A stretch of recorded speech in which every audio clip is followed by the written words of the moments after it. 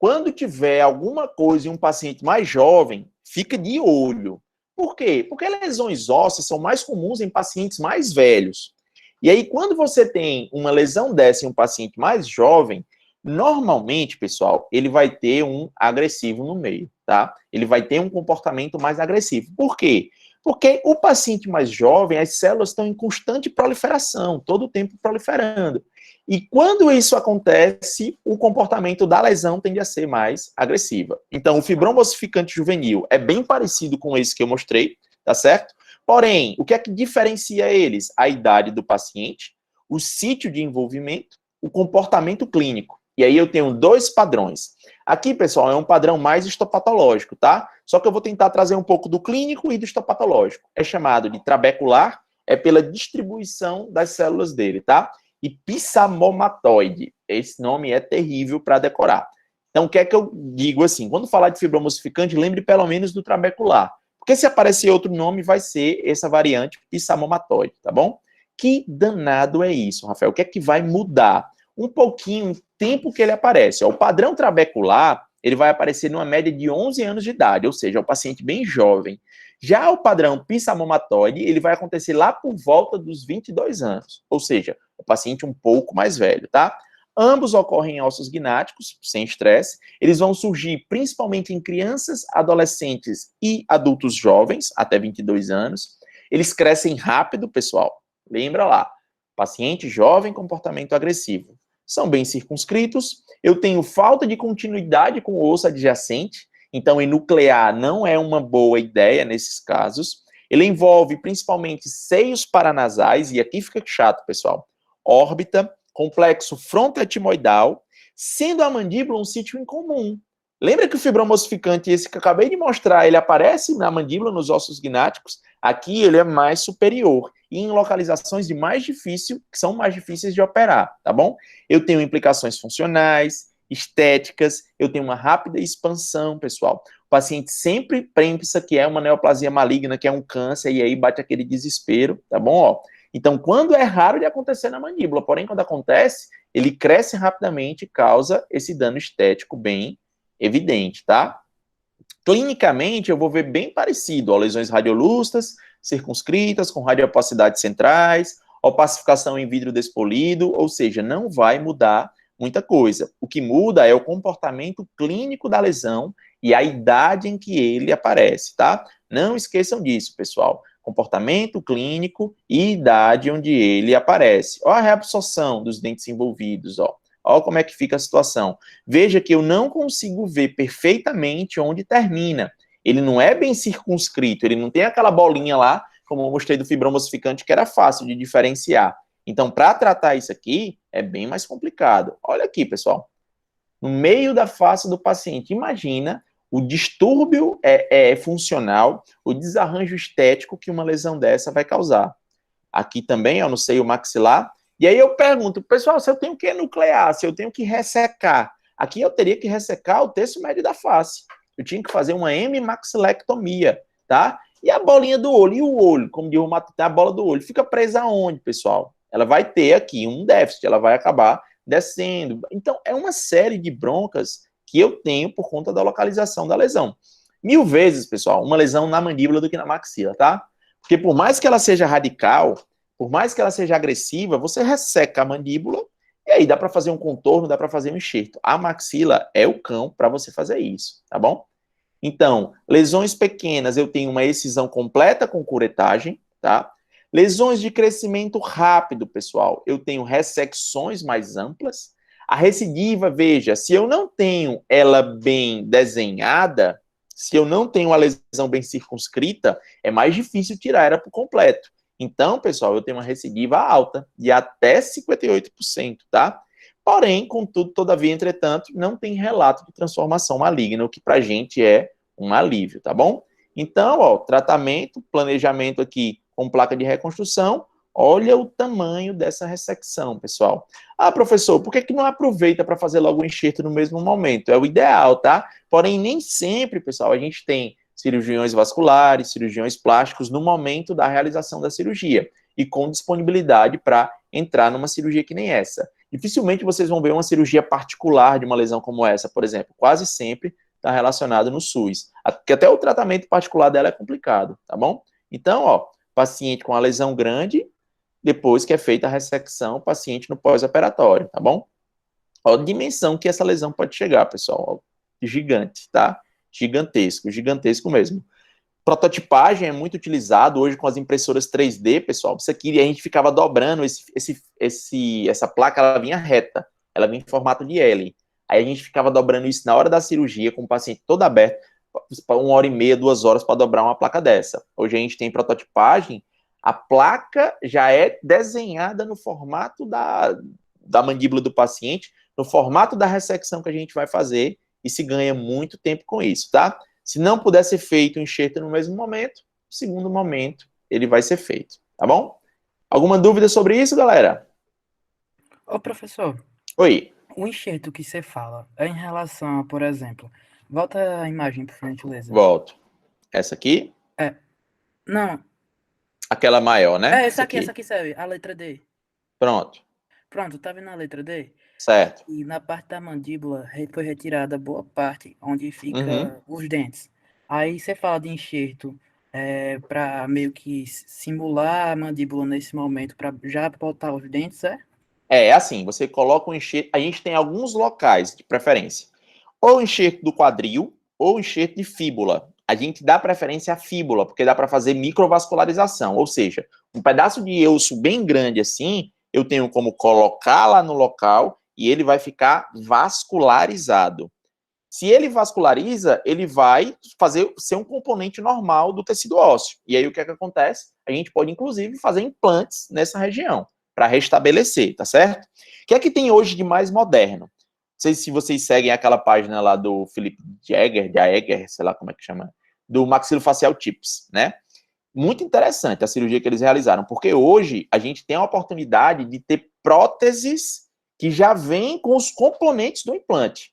Ou seja, em vez de eu colocar aqui uma prótese que eu preciso de osso para tirar do paciente, ou seja, outro sítio cirúrgico, morbidade cirúrgica, eu imprimo impressora 3D em titânio, tá? Eu já imprimo aqui bonitona ela, com os parafusos para já se colocar uma prótese. Ou seja, é um negócio, pessoal, inimaginável há 10 anos atrás.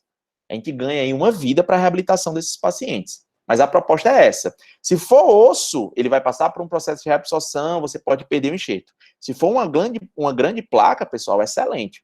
Uma mandíbula nova em titânio, excepcional. E aí eu tenho que sempre pensar, é o que mais eu digo que a gente diferencia a nossa cirurgia da cirurgia do cabeça e pescoço, por exemplo.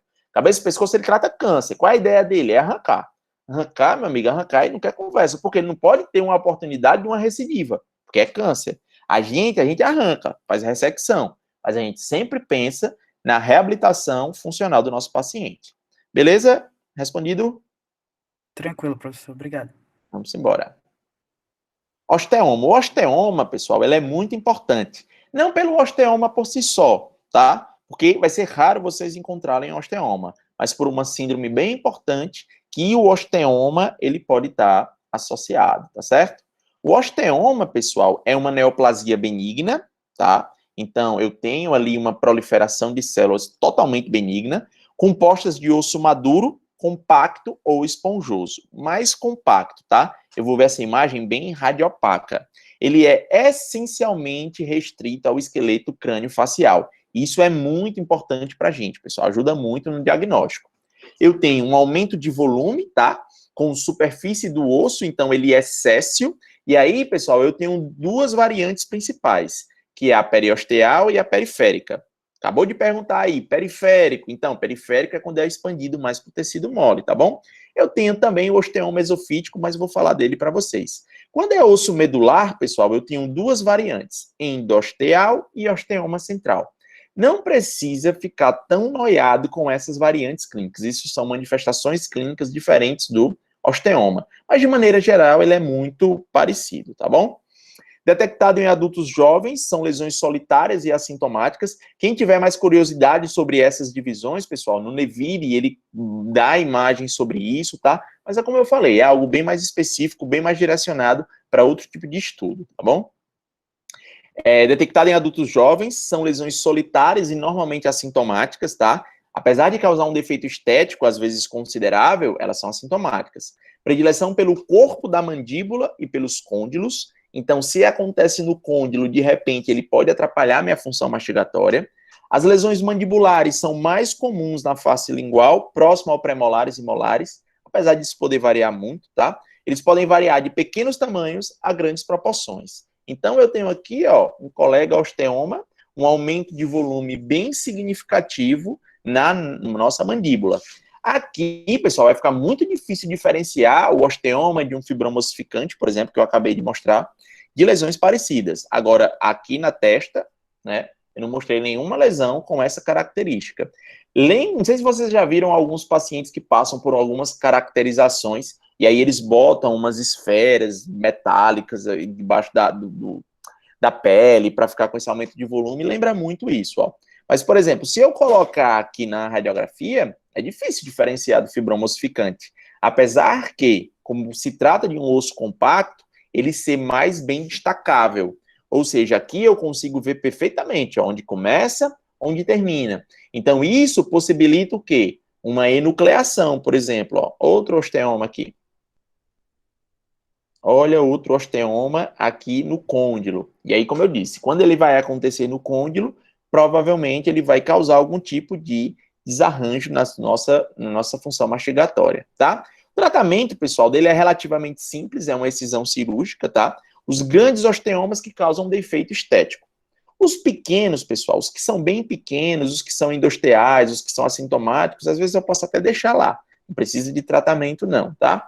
O prognóstico, ele é excelente e não tem relato de transformação maligna, ou seja, ele segue um curso bem benigno, tá?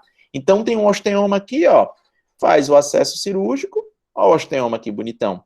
Ah, Rafael, eu posso usar o que aqui? Broca, cinzel e martelo, tudo aquilo que a gente viu no quinto período, ó. Remover esse osteoma, veja como ele é fácil, ele é destacável. Então, não precisa aqui eu fazer aquela ressecção da mandíbula. Eu não preciso tirar o pedaço da mandíbula, eu posso tirar só a lesão. Ó, quando você manda para biópsia, ó, biópsia de lesão localizada em mandíbula, consta um fragmento de tecido duro medido 4,0 por 2,7, informações que são importantes, tá bom? Ó, nas secções examinadas e coradas em hematoxilina e eosina, observaram-se lamelas ósseas densas que apresentaram espaços vasculares em seu interior. Conclusão, osteoma compacto. No material examinado não há indício morfológico de malignidade. Então, é muito assim que vem o resultado da biópsia que a gente pede, tá? Então, é muito bacana quando o resultado da biópsia coincide com aquilo que a gente achou no clínico, tá bom? É bem bacana mesmo. Por que o osteoma é importante, pessoal? Por conta da síndrome de Gardner. Então, você vai pegar síndrome de Gardner, vai colocar um coraçãozinho do lado dela, um quem avisa amigo é, e aí já vai escrever do lado dela bem grande, osteoma. Não esqueça disso. Por que é que essa síndrome de Gardner é tão importante para a gente, a odontologia, pessoal? Ela é uma desordem rara, herdada por traço autossômico dominante, tá certo? 1/3 pode acontecer de forma esporádica. É o gene responsável, é esse braço longo do cromossomo 5, tá? O gene supressor do tumor do colo polipóide adenomatoso. Supressor do tumor do colo polipóide adenomatoso. Ah, Rafael, isso não me diz nada. Se ele é supressor do tumor, pessoal, se eu tenho uma alteração no gene supressor do tumor do colo polipóide, quer dizer o quê? Que esse supressor não vai funcionar e eu posso ter o desenvolvimento do tumor do colo polipóide. Tumor, bicho, tumor, essa palavra não é uma palavra legal. Ela me remete à malignidade. E é bem por isso que a síndrome de Gardner é tão importante, tá? A prevalência dela é muito variável. Aqui tem algumas características, deixa eu aumentar assim que fica melhor para ver. Então, eu tenho pólipos adenomatoides. Que danada é isso, Rafael? Pólipos adenomatoides são pequenos carocinhos no nosso intestino. São pólipos, né? E aí vou lembrar lá da lesão fundamental. São pólipos que se transformam em lesões malignas. Se transformam valendo em lesões malignas, pessoal. Porém, qual é o primeiro sinal clínico que eu tenho? Eu tenho vários osteomas. Opa, olha o osteoma sendo importante aqui, ó. Olha na mandíbula aqui do lado direito, no ângulo da mandíbula do meu paciente. Olha o osteoma sendo importante. Por quê? Porque o osteoma vai surgir muito antes de eu ter o pólipo adenomatoide. Então, se o meu paciente ele tem um osteoma, opa, além disso eu tenho que ficar de olho em odontoma, em dentes impactados, em dentes supranumerários. Então, olha aqui, ó, osteomazinho. Olha a quantidade de osteoma, olha a quantidade de alterações ósseas que eu tenho num paciente desse, pessoal. Tá bom? Oi, pode perguntar. Ele só acomete o intestino por um todo ou só o intestino grosso, intestino delgado? Não, ele é intestino por um todo, tá certo? Porém, a gente vai conseguir, tem áreas que a gente consegue detectar melhor, tá? E aí você vai ter, em toda a parte de absorção do intestino delgado, principalmente, você vai ter facilidade no diagnóstico, porém, pode toda a parte do intestino, tá? E lembra, ela é uma lesão maligna, poder infiltrativo, poder de disseminação, de metástase, e por aí vai. Beleza? Respondido? Beleza. Respondido. Ó, os osteomas aqui, pessoal, como são importantes, ó. Ó, aqui, ó. Aquela famosa, meu Deus, o acesso coronal, o famoso acesso coronal que a gente faz, né? Que a gente rebate o tecido, a pele que fica sobre a região frontal. Ó. Rafael, como é que eu trato isso aqui? Cinzelzinho e martelo para tirar o excesso, uma broquinha Max Cut daquela da prótese para fazer uma plastia óssea para ficar bonitinho, tá certo? Além disso, o meu paciente também pode ter múltiplos cistos epidermoides, tá? Ó, cistos epidermoides por toda a região do corpo, tá bom? Então, essa é uma característica clássica de um paciente que tem síndrome de Gardner, tá bom? Qual é o problema dela, pessoal? Prognóstico sombrio quando eu tenho transformação maligna, coloretal principalmente. Veja, aos 30 anos, 50% dos sindrômicos já tem transformação maligna, aos 30 anos. E aí, caso ele tenha uma transformação maligna, pessoal, às vezes eu tenho que fazer uma colectomia profilática, uma osteoplastia dos osteomas e excisão desses cistos epidermoides, tá? Ou seja, o tratamento é todo direcionado de acordo com o que vai aparecendo. E olha aqui alguns artigos interessantes, ó. Diagnóstico precoce, aquela lesão que eu mostrei para vocês, ó. Diagnóstico precoce da síndrome de Gardner, doença pré-maligna com manifestação bucomaxilofacial. Então, o que é que acontece? O dentista, ele vê isso alterado, tá? Ele acha estranho que o paciente, ele tem esse osteoma, e aí ele já manda para o médico para fazer a avaliação sobre a possibilidade de síndrome de Gardner. Ou seja, pessoal, lembre do paciente jovem que pode ter isso aqui, você pode ajudar a salvar a vida do paciente. Outro trabalhinho, ó, síndrome de Gardner em paciente pediátrico, diagnosticado a partir das manifestações bucais. Então, veja lá, ó, múltiplas retenções dentárias, o dente não era opcionário direito, então, uns osteomas pequenos, então não precisa ser grandes proporções. Mas vejam como é importante a análise, ó, os odontomas associados, ó a radiografia cheia de alterações ósseas. Então, veja o quanto é importante ó, o odontoma sendo removido. Então, quanto é importante o dentista estar atento, não só à lesão. Boa parte dos dentistas talvez não conseguissem dar o diagnóstico correto de uma alteração de uma radiografia dessa. Pior ainda, um diagnóstico de síndrome de Gardner a partir da presença dos odontomas associados aos osteomas, tá bom? Então, é aquilo que eu sempre repito para vocês, pessoal. Eu sei que é chato, eu sei que é muita matéria, eu sei que às vezes não é o que você se identifica, tá? Porque não é obrigado a você se identificar com tudo, realmente, com essa parte toda, parte cirúrgica de estomato. Porém, é muito importante que, caso você pelo menos não conheça, você encaminhe para alguém que possa resolver. Que aqui, galera, você está falando diretamente em salvar o paciente que tem um câncer, tá bom? Quando eu consigo identificar isso cedo, o tratamento ele já é feito de maneira precoce. E aí eu tenho aqui um grande ganho para o meu paciente. Botem aí o Quem Avisa Amigo é gigante do lado da síndrome de Gardner, tá? Não esqueçam dessa síndrome, pessoal. Cai muito, muito em prova. Tranquilo? Alguma dúvida sobre ela? Oi, pode perguntar. Você mostrou aquela foto da criança, onde foi diagnosticado precocemente com pequenos osteomas, os odontomas. Exatamente. Aí, no caso, quando a gente identifica isso já na infância, a gente faz acompanhamento e também o protocolo é cirúrgico ou tem algum medicamento que você possa dar? Não, você vai fazer o encaminhamento para o médico. Aí o médico vai acompanhar o gastro, no caso, né? Porque é o principal responsável por essa área. Ele vai fazer uma avaliação prévia. Lembra da Angelina Jolie? Que quando descobriu que tinha os genes responsáveis pela possibilidade de ter câncer de mama, tinha um histórico na família, o que foi que ela fez? Tirou a mama, exatamente, profilaticamente, ó, colectomia profilática. Então, o que é que acontece? O médico vai ficar observando, então ele vai ficar sempre observando isso. Apareceu qualquer alteração, ele já faz uma colectomia. Ele já tira um pedaço do intestino lá do nosso paciente, para que ele não sonhe em desenvolver e ter uma transformação maligna. Lembra que esse pólipo, ele não nasce maligno, ele nasce benigno, porém ele se transforma em maligno. Então, é sempre um tratamento cirúrgico. Beleza? Tranquilo. Mais duas lesõezinhas aqui, pessoal, que tá pouca ainda, né? Que é o osteoblastoma. E aí começa, cuidado para não começar a confundir os nomes, porque os nomes são parecidos, as lesões são parecidas, e aí começa a dar um bolo na cabeça, por isso que é bom ir estudando sempre, tá? Osteoblastoma e osteoma osteoide. Rafael, que nomes terríveis, né? Pois é, são lesões bem similares essas aqui. Que danados são esses dois, pessoal? São neoplasias ósseas benignas, intimamente relacionadas, elas são muito parecidas, tá? As duas surgem dos osteoblastos, osteoblasto, formação óssea, tá? Pensa nisso. As características histopatológicas são idênticas, mais uma vez, a importância de mandar o exame clínico para o patologista, falar considerações clínicas para o patologista, além do exame de imagem, tá?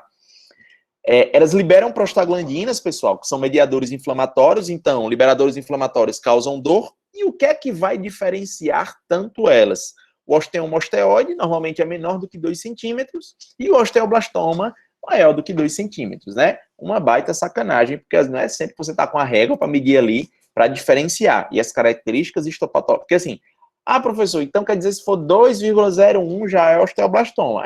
Pela definição tá bom? Representam menos de o osteoblastoma, propriamente dito, ele representa menos de 1% dos tumores ósseos, tá? Sítio mais afetado, normalmente é coluna vertebral, ossos longos, ossos faciais, ossos das mãos e dos pés. 85% vão ocorrer antes dos 30 anos. Aí vê, quando você passa para a patologia, você acabou de ver a definição do osteoma osteoide, menor do que 2 centímetros. O osteoblastoma, ele já vai ficar entre 2 e 4 centímetros. Ou seja, ele fica ali já, não é aquele negócio, ele tem 15 centímetros e aí já vai ajudar a dar um diagnóstico mais fácil. É bem parecido, pessoal. Eu tenho dor, sensibilidade, aumento de volume, coisa importante, liberação de prostaglandinas. A lesão, ela fica radiolúcida, bem ou mal definida, com áreas irregulares de mineralização. Então, eu tenho uma lesão radiolúcida, porém expansiva. Então, veja, eu tenho um osteoblasto trabalhando, porém eu não tenho uma maturação deste osteoblasto, eu não tenho uma formação óssea. Liberação de prostaglandina, olha os dentinhos envolvidos aqui na lesão, pessoal, como eles estão aqui bem destruidinhos, tá certo? Então, é uma lesão importante, tá? Tomografia, expansão da lesão, mudança da posição dentária, destruição dentária associada, outra tomografia importante, tá? Já o osteoma osteoide, eles são raros nos ossos gnáticos, tá? Porém, quando acontece, eu tenho uma predileção pela mandíbula, esses são os menorzinhos, eu vou ter dor como sintoma mais comum, mais uma vez eu repito. É o único que eu falei para vocês até agora que tem essa liberação de prostaglandinas, pessoal. Então, ele mesmo é responsável por produzir esse processo inflamatório. Eu tenho um defeito radiolúcido bem circunscrito, geralmente menos do que 1 centímetro, informação importante. Eu tenho uma zona circundante de esclerose reativa, ou seja, conforme ela vai expandindo, o meu osso vai tentando se defender e causando uma área esclerótica para que eu não tenha uma expansão tão grande. A área radiográfica, ela é semelhante a um alvo. E aí, meu povo, vocês podem usar aí toda a criatividade de vocês para ver um alvo nessa região, tá? Para mim, isso aqui, na verdade, é muito parecido com a displasia segmento-óssea focal, né? Que eu tenho aqui só num localzinho único. Tratamento, galera, já que ele causa dor, eu tenho que fazer uma incisão local, tá? Eu não posso deixar ele lá e ficar acompanhando, não. Porém, o prognóstico ele é bom. Eu tenho poucos relatos de recidiva, tá? O osteoma osteoide, ele não apresenta transformação maligna. Já o osteoblastoma, pessoal, ele tem uma possibilidade de transformação no osteosarcoma. A parte final da aula hoje é só sobre essas alterações ósseas malignas, tá? Então, gravem isso aí direitinho. Liberação de prostaglandina, dor. Um tumor, pessoal, ele não é para doer. Uma característica de dor é mais para uma alteração maligna, tá? Então, o osteoma osteoide, que é pequenininho, tranquilo, mas o osteoblastoma, ele pode ter aí essa transformaçãozinha, tá certo? Outro que é bem característico, esse aqui é bem quem avisa amigo é também, pessoal, botei um coraçãozinho do lado dele, é o sementoblastoma ou sementoma verdadeiro. Aí vamos lá para sacanagem para vocês vão ver, ó. É uma neoplasia benigna, tá certo? De origem odontogênica dos sementoblastos, ou seja, bem associado com a região do semento. Representa menos de 1% de todos os tumores odontogênicos e muitos acreditam que é o único neoplasma verdadeiro do semento. Ou seja, vou estar associado à raiz do meu elemento dentário. Mais de 75% surgem na mandíbula, com 90% na região de molares e premolares, bem característicos. E aí eu quero que vocês gravem isso aqui, pessoal. É predominante em crianças e adultos jovens. Por quê? Deixa eu mostrar logo aqui, ó. Quando eu faço a radiografia, isso é ou não é muito igual à displasia semento-óssea? Idêntico, tá certo? Totalmente idêntico. Então, displasia semento-óssea, pacientes mais jovens, sexo feminino, melanodermas, tá? Quando eu venho para cá, pessoal, eu tenho predominância em crianças e adultos jovens. 1/3 deles é assintomático e 2/3 causam dor, tá certo? Aumento do volume, levando à erosão cortical, deslocamento de dentes adjacentes e infiltração na validade pulpar, ou seja, ele infiltra que ele pode, inclusive, levar a uma necrose pulpar. Então, eu vou ter um aumento de volume radiopaco. Aqui eu não tenho, pessoal, aquela progressão tão visível, tá certo? Da displasia semento-óssea, porém, lembrem, não é todo paciente, como ele é assintomático, não é todo paciente que vai chegar para você já na fase radiolúcida ainda, às vezes ele já chega na fase radiopaca, tá bom? Reabsorção radicular e fusão do tumor com o dente podem ser observadas, ó. Então, tem uma lesão aqui bem clássica, outra lesão bem clássica aqui, ó. Outra lesão clássica, zona bem grande. E aí, qual é alguma bronca que isso pode levar, pessoal? A extração cirúrgica, ela é a ideia para ser realizada, tá? Mas todo mundo entende, pessoal, que às vezes tirar essa bolinha de osso aqui, né, esse sementoblastoma pode ser difícil. Qual é a via de acesso que eu vou ter para remoção dessa alteração óssea, tá? Não é tão simples assim. Eu posso, às vezes, ter que amputar a raiz. Eu não consigo tirar a lesão, eu tiro o dente, fica um pedaço da raiz e eu deixo lá essa raiz amputada, tá bom? Taxa de recidiva de até 22% caso eu não consiga remover a lesão completa. Então, o ideal é que eu faça a remoção, uma enucleaçãozinha aqui de leve, tá? Sem perca de estrutura óssea significativa, aí eu tenho uma taxa de recidiva pequena, tá? Ó, vocês vão ver ele mais ou menos assim. Então, pessoal, coisas que vocês vão estar bem susceptíveis de acontecer no PSF. Você lá tirando um dente sem radiografia e o molar que está relativamente fácil, mas não sai de jeito nenhum. Ele com mobilidade e você aqui, ó, no pau lá, e outro, é bem parecido com o estágio inicial daquela hipersementose, tá bom? Hipersementose em pacientes que sofrem bruxismo. Só que depois, pessoal, o sementoblastoma, ele fica bem maior, tá? A hipersementose nunca vai chegar a uma situação como essa aqui. Tranquilo, galera? Alguma dúvida? Pode perguntar. Ele expulsa o elemento ou não? Com o crescimento? Não expulsa. Ele vai ficar firme e aí o que é que pode acontecer? Ele pode ter uma extrusão, mas expulsar o elemento ele nunca vai, porque ele está colado na raiz. Entendeu? Se ele expulsasse, ele iria junto. Sim. Beleza. Ô, professor, Oi. quando a gente se depara com um desse, e a gente retira cirurgicamente, só que digamos que ele tenha uma extensão muito grande, e acabe que ocupe o espaço da mandíbula. Quase todo. Não quase todo. Digamos, esse é do lado. Sim. Aí vai dar uma fragilidade maior. Gigantesca. Exatamente. Aí, a gente teria que fazer, por exemplo, um enxerto ósseo, botar uma placa. Sim, com certeza. Aqui, ó, lembra lá das ressecções? Lembra da ressecção marginal, que é aquela que você remove, mas você deixa uma base óssea? Então, aqui, o procedimento desse teria que ser feito no hospital, nesse caso.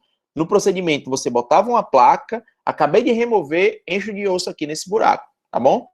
Alguns procedimentos dá para fazer em consultório, como esse, ó. Tranquilo. Dá para fazer em consultório, tranquilamente, tá? Vou precisar no máximo de quê aqui? De uma boa ostectomia. Dá para fazer em consultório, ó. Então, eu vou tirar. A raiz não veio. faço o retalho, todo mundo aprendeu aquelas manobras de ostectomia, faço uma ostectomia para ter espaço.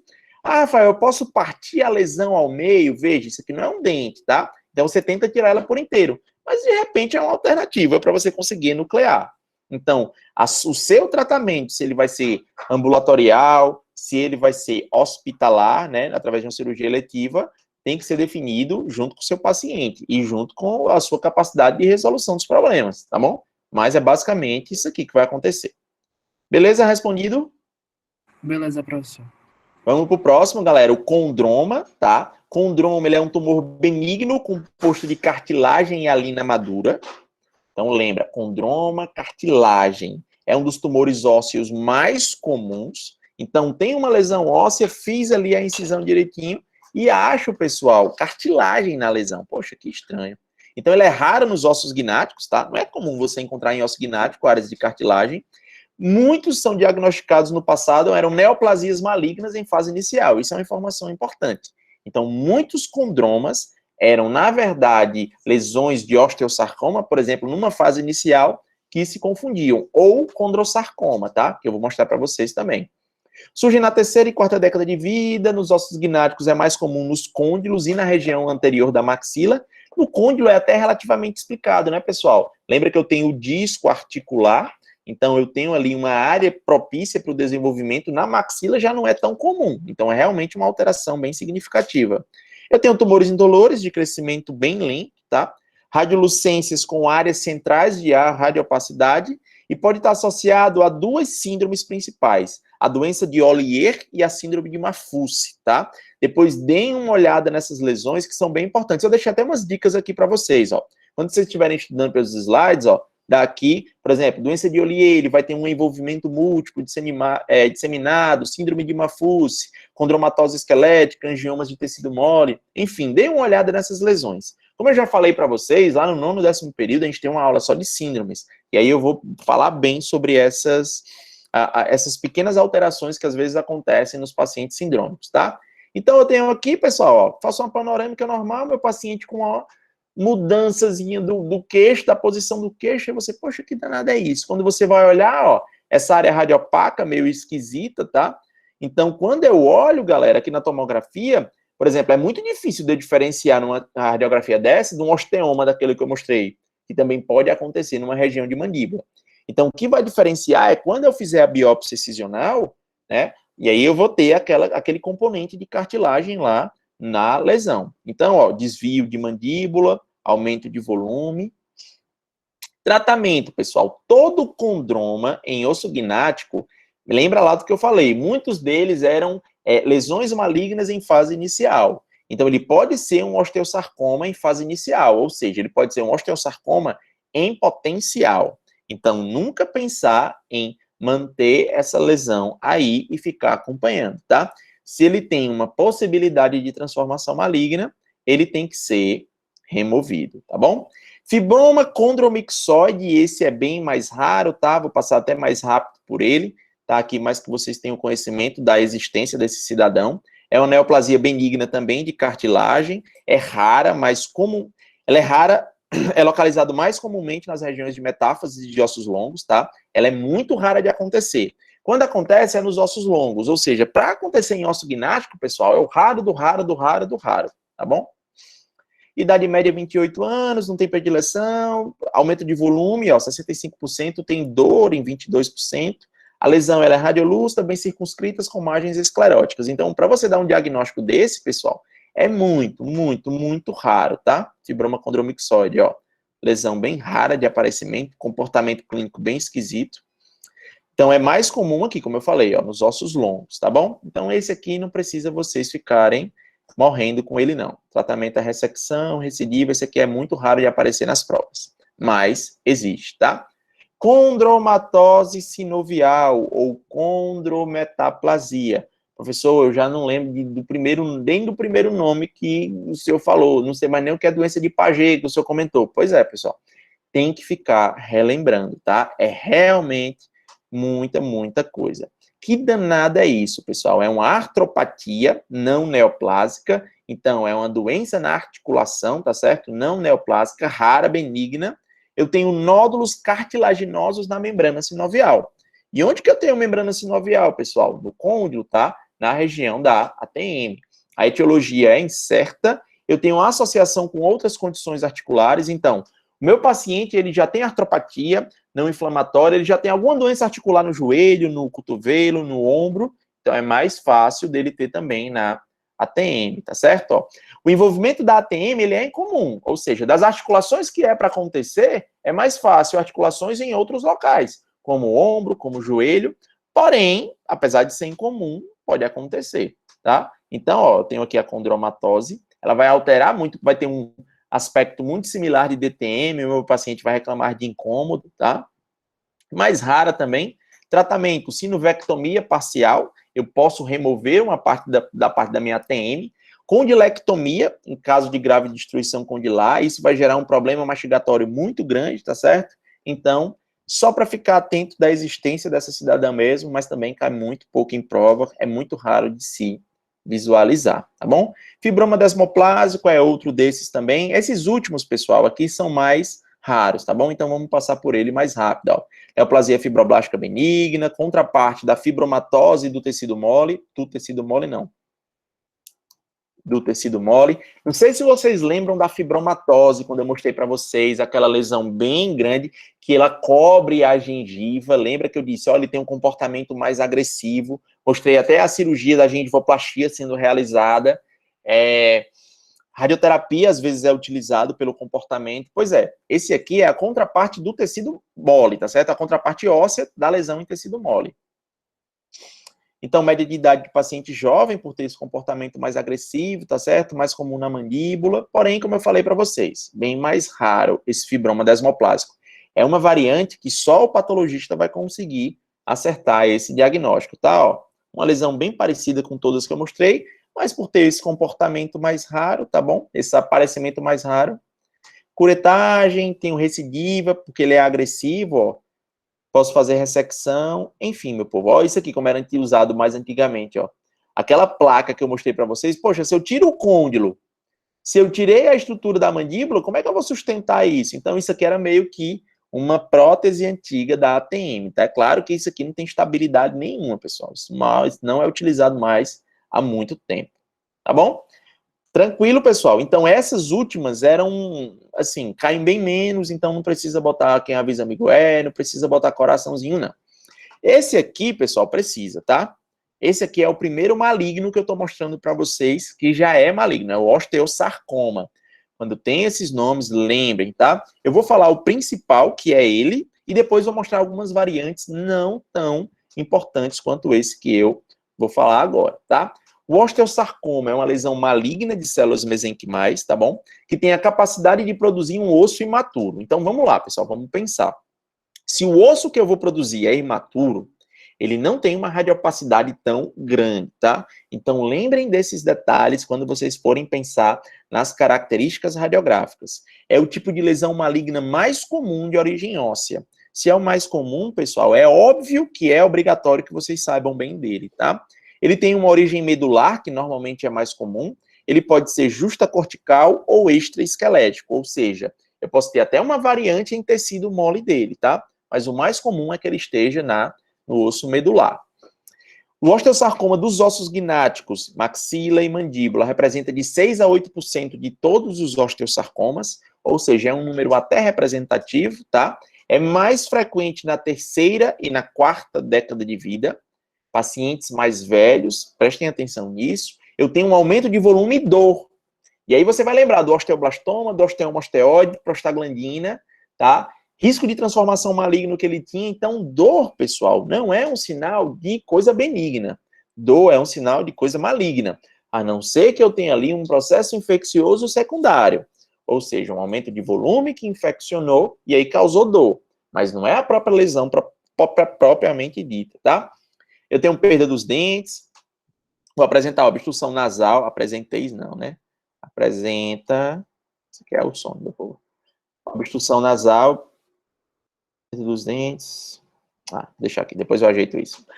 E obstrução nasal também. Por quê? Porque o padrão de crescimento dele, principalmente quando é na maxila, ele impede a via aérea de acontecer, de ficar pérvia, tá certo? Então você tem uma dificuldade respiratória.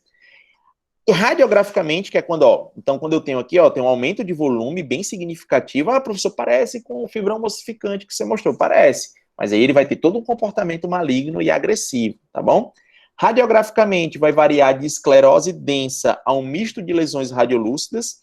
Pessoal, o que vocês têm que decorar nessa cidadão aqui é um negocinho chamado raios de sol. Padrão raios de sol. É o padrão do osteosarcoma, tá?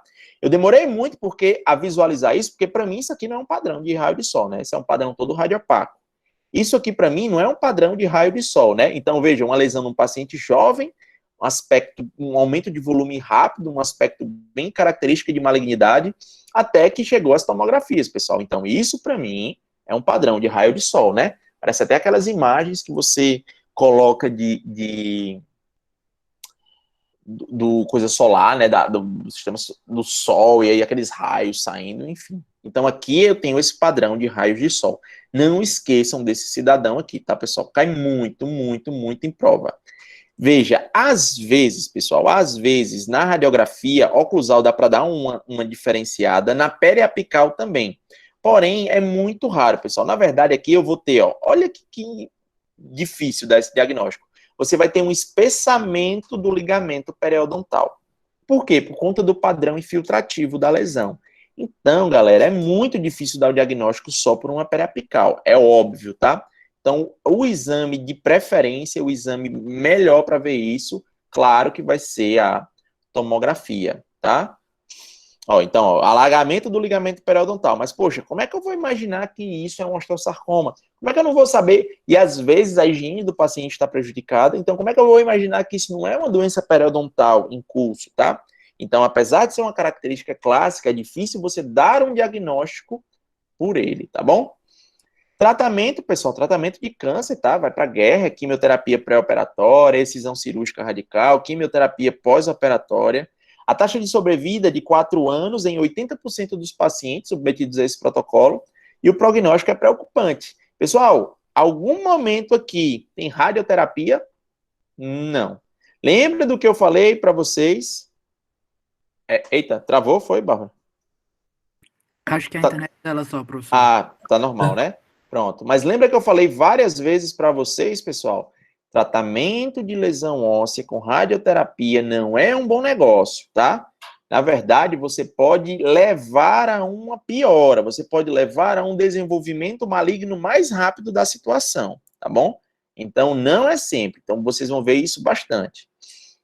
Ó, então, ó, tratamento, uma ressecção completa com a tentativa de reconstrução. Essa reconstrução ela é difícil porque tem sempre a possibilidade de uma recidiva, tá? Ó. Então, aquela paciente que eu mostrei na imagem, ó, você tem um defeito estético importante, mesmo com a cirurgia, tá certo? A versão periférica dele, pessoal, ele acontece em tecido mole, tá bom? Então, ao contrário do osteosarcoma convencional, ele não tem origem na medula óssea, ó. E aí eu vou ter alguns tipos, o parosteal, o periosteal, o superficial. O que vai mudar, pessoal, é a forma com que ele se relaciona com o tecido ósseo, ó. O parosteal, ele rompe tecido mole. O periosteal, ele fica associado ao periósteo, tá? Então, mais uma vez eu repito, tá? Quem for para a área de estomatologia, for tentar mestrado, especialização nessa área, aí sim você dá uma olhada com carinho. Quem for tentar residência, dá uma olhada com carinho nessas variações, tá bom? Ó, osteosarcoma pós-irradiação, pessoal, veja, surge no osso previamente submetido à radioterapia. Então, o que é que pode acontecer? Você tem uma lesão, um carcinoma espinocelular, um tecido mole com infiltração para a mandíbula. Tratamento é a radioterapia. Porém, quando você fez a radioterapia, você pode ter ali uma nova transformação maligna e a geração desse osteosarcoma. Então, cuidado com essa pegadinha. Eu já repeti isso 100 vezes.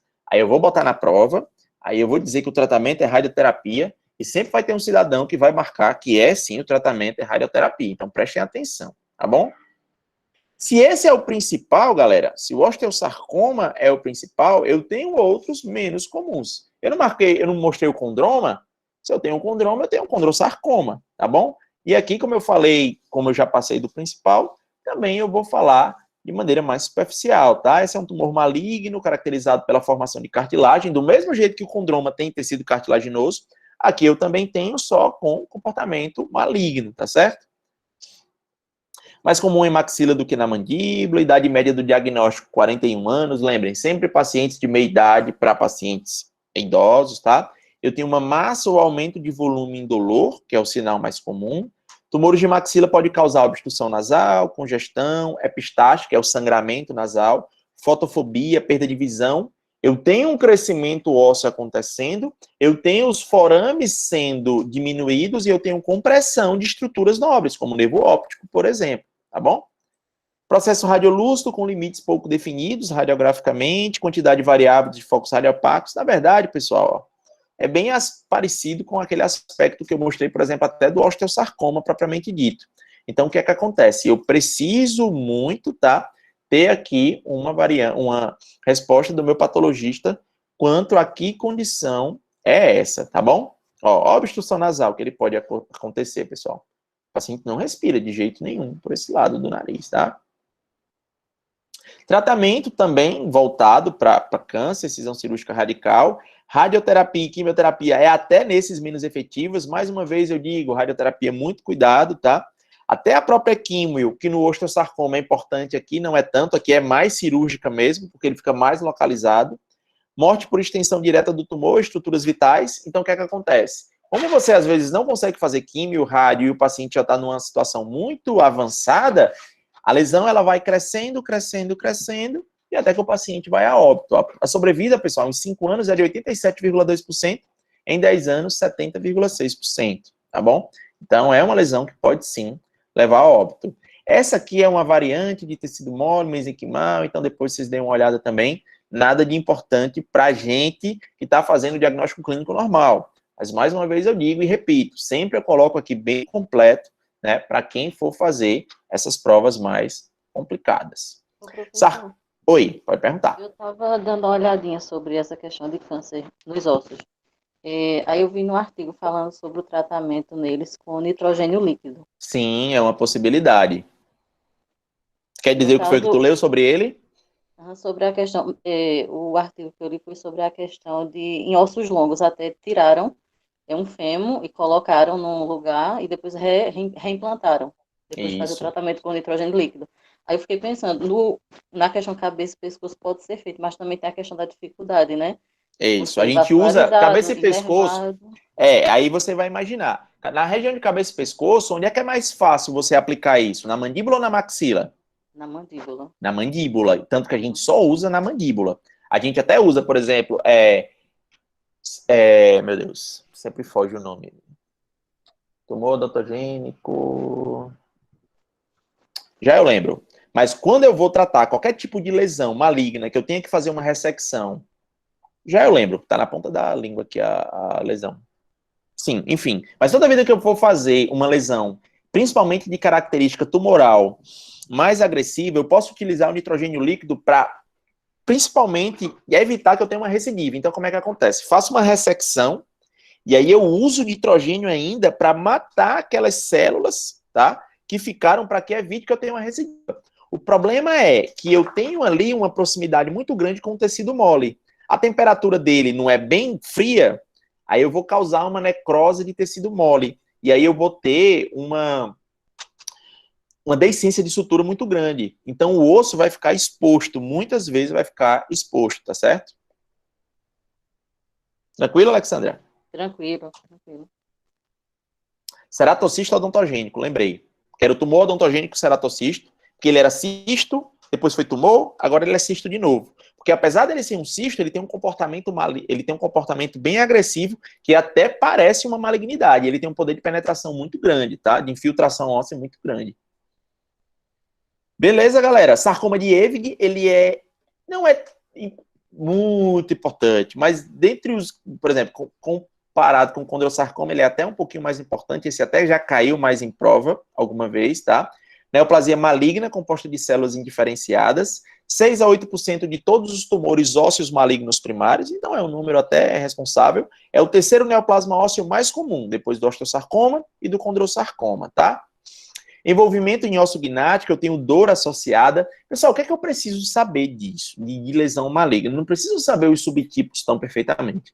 Preciso saber alguns sinais clínicos importantes. Poxa, eu tenho um aumento de volume ósseo, que não é inflamatório, que está causando dor, pessoal. Eu não posso perder um paciente desse e deixar que ele volte 6 meses depois. Não, isso é uma característica de malignidade, tá? Ó, posso ter febre, leucocitose, tá bom? São mais comuns na mandíbula, pode causar parestesia. Parestesia, pessoal, característica de infiltração, também não é bom sinal, tá bom? Diagnóstico diferencial de infecção odontogênica ou osteomielite, ela é muito importante, tá? Radiograficamente é bem parecido com tudo o que eu já mostrei, ó, mas eu tenho aqui, claro, evidente, uma lesão de crescimento com comportamento. Professor, mas isso é muito parecido com um câncer de boca, né? Como é que eu vou diferenciar isso de um carcinoma epidermoide? Meu povo, carcinoma epidermoide tem origem em pacientes que bebem e fumam muito. Cadê o histórico disso nesse paciente, entendeu? Então, aquela anamnesezinha é muito importante, é um saco fazer, mas é muito importante na estomatologia, ó. Aumento de volume importante, aumento de volume importante. Então, tudo isso, tá? Ficar de olho nessas lesões, tá bom? Para encerrar, galera, tem o tumor metastático dos ossos gnáticos. Bora lá. Tumor metastático dos ossos gnáticos. O que é que acontece? Eu tenho um tumor em um outro local, tenho um tumor da mama, e ele sofre metástase para o meu osso. Então, às vezes eu não tenho nem o histórico do paciente. É um paciente, por exemplo, de ortodontia, que você pede um kit ortodôntico para ele. Um paciente mais velho que decidiu fazer ortodontia. O radiologista, quando ele olha uma lesão dessa, aí ele fica, poxa, que lesão é essa? E o paciente sem histórico de nada, sem, assim, ele não tem a anamnese dizendo que o paciente teve um histórico prévio de câncer, porque lá naquelas perguntas que a gente faz, tem lá, você teve alguma doença, teve câncer, está fazendo algum tratamento? E isso é importante, pessoal. Um dentista, ele pode ajudar no processo de aparecimento de diagnóstico de metástase de uma lesão, tá certo? É a forma mais comum de câncer envolvendo o osso, que é o carcinoma metastático. Espera aí, pessoal, só um segundo aqui que vai ficar animado com a garrafinha dele. Espera aí, Buff, já eu devolvo. Você compra 10 mil presentes pro cachorro. Aí o cachorro, ele gosta desse brinquedo aqui, tá certo? Tá? Já a gente brinca. Forma mais comum de câncer envolvendo o osso, que é o carcinoma metastático, tá certo? 2/3 dos carcinomas de mama, metade dos carcinomas de próstata, 1/3 dos carcinomas de pulmão e rins apresentam disseminação para um ou mais ossos. Mas quer brincar? Vai, homem, para lá. Depois eu brinco contigo. Disseminação, ela ocorre mais por via hematogênica. Então, vamos lembrar.